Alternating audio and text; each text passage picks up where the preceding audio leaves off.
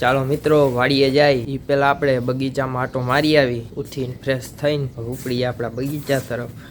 જો ચીકુ ને એવું ખર્યું હોય ફ્રેશ વીણ લઈ.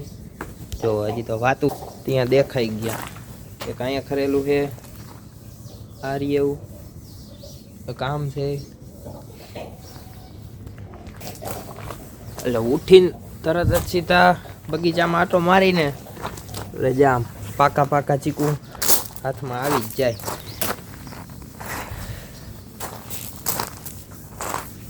ત્રણ જઈડા ને આ ચોથું.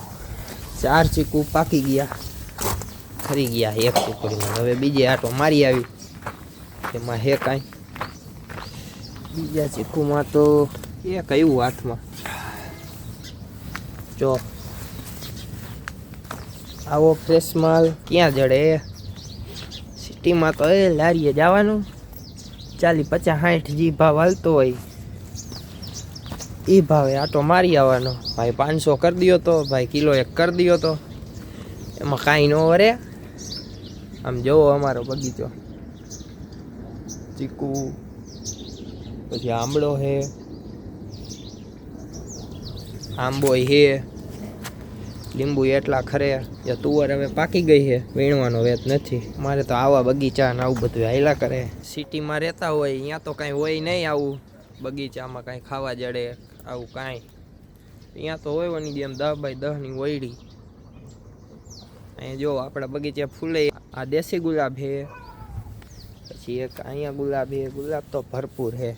એક આ ગુલાબ જેવો તમે ખાલી હે ને વસ્તુ. જેટલું પાણી જડે એટલા ગુલાબ જાજા આવે. એક આપણે નારિયેલી છે એમાં જીવાત જાજી થઈ ગઈ ખરે છે બહુ. નારિયેલીની ખેતી કરતા મિત્રો હોય તો કહીજો આમાં શું રોગ એ કઈ દવા મરાય શું કાંઈ કે એમને પાણીના ફુવારેથી વહી જાય. જે આવી રીતે આમ ખાચે ખાચે બધે છે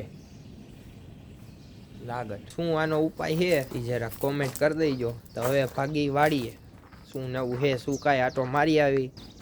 ચાલો મિત્રો કપા વીણવાનું હાલે છે. દરખા દેવા જવાના છે. ગણી લઈ કેટલા છે શું કાંઈ.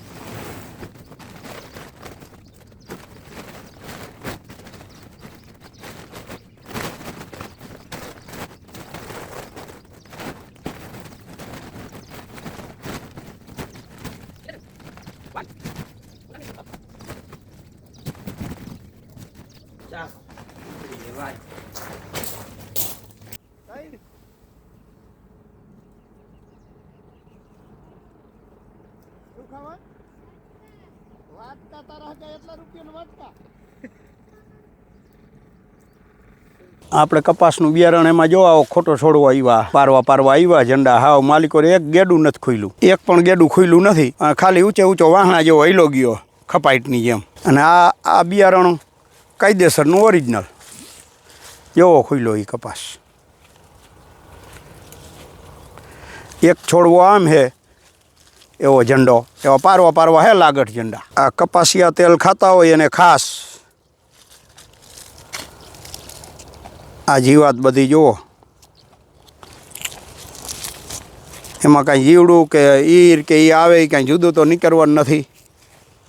બધું પીલાઈને ફિલ્ટર થઈ જાય, ચોખ્ખું થાય એટલે આપણે એમ થાય કે ના તેલ સારું ચોખ્ખું છે. આના બધા જે પીલાય તેલ નીકળી જાય બધું કપાસિયાનું, જીવડાનું, નીરુંનું બધું મિક્સ થઈ જાય. પછી એ જ ખાવાનું રહીએ. એનો ડોર બધો હોય નીકળી જાય. બાકી જે વિટામિન હોય જીવડાનું કે ઈરુંનું તેલ કે આ તે જે બધું નીકળવું હોય બાકી તો બધું તેલ ભેગું જ જાય. અને કપાસમાં આપણે આ પહેલી અને છેલ્લી વીણ હાલે. વાહે તો હવે કોક ગેડું રીએ ઉહેડા જેવું થઈ છે, 1 2 મણ વીઘે થાય એવું. બાકી તો હે એટલો બધો ખુલી જ ગયો ડોકા સુધી. અને વીણવામાં થોડુંક મોડું થઈ ગયું છે.